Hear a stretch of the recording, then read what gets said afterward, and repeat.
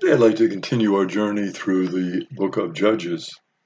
We're at this point in chapter 2 of that book. And interesting how the contrast is uh, painted between the book of Joshua and the book of Judges at this point. It seems like if you read the book of Joshua, everything is fine. They've conquered the land. Things are good.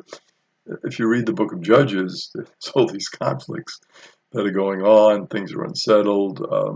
They have to fight for every piece of land. There are the Canaanites and these various tribes all around them, and there's a lot of back and forth that we see in the book of Judges. One of the major points theologically that the book of Judges is trying to make, and was similar in Joshua, it was similar in Deuteronomy, it was similar in Exodus, Numbers, Leviticus, and Genesis. All of these books, really, the theme is pretty consistent. And that is, if the people are not faithful to God, those inhabitants of the land will resist them, and their gods will become a snare for the Israelites. So two things possibly can happen here. They lose their faithfulness to God. As in all relationships, sometimes we sort of grow not as excited about the relationship. The relationship gets old to us. We don't explore the new possibilities that there are present every day in a relationship. We can sort of get in a relationship rut. And this seems to be what happens with religion, with all types of relationships with people, with friendships, that we don't realize the goodness that is there. We don't realize the potential that is there in the relationship. And we turn our back on it. And that seems to be the temptation for the Israelites.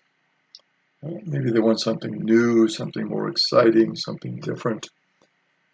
And their temptation is going to be not to remain faithful to God and to God's commandments, to God's laws, to God's ways, but really to explore the ways of the Canaanites who surround them.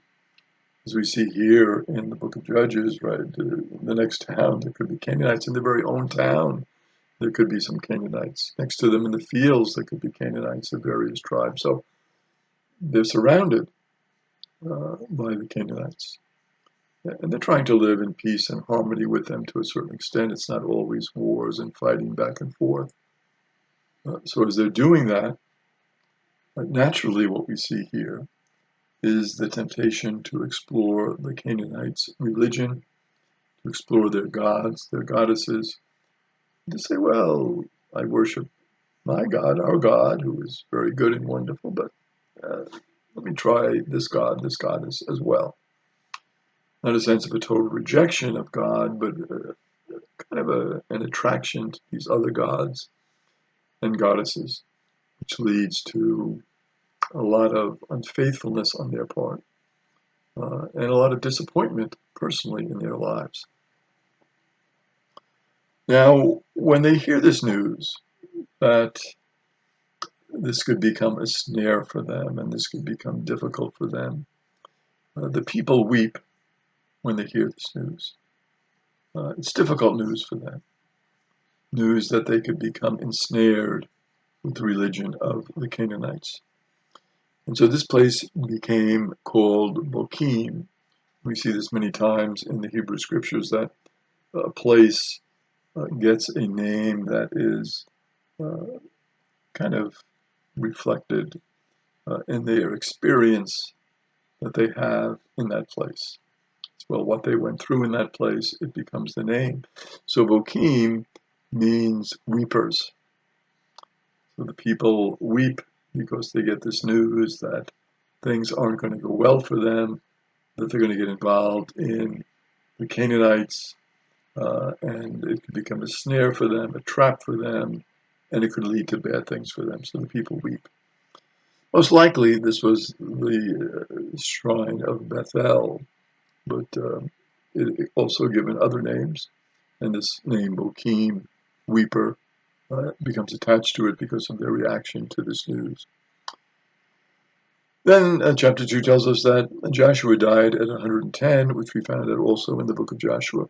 And he was buried in the mountain region of Ephraim, north of Mount Pashid. So that was his land that he was given as they came into the promised land. And he was buried there in that land at the age of 110, which is kind of an age that is attributed in the Bible to many people who lived good lives, who were good leaders. And we see Joseph dying at 110 as well. So this is is it an exact 110? We really don't know, but the number is attached to show that Joshua lived a good life. He was a good leader. He was faithful to God. He renewed the covenant with God, with his people, and he helped his people arrive and settle in the promised land. The Israelites, then, we see in chapter 2, it doesn't take long, they offended God by serving the Baals. The Baal, which is a word which means Lord, was the chief god of the Canaanites. The god had many names, and therefore the plural was used. So what we say they worshiped the Baals, well, there were many of them. It wasn't just one Baal. There were many, and so the people were drawn to the worship of the Baal because this is the god that the Canaanites worshipped.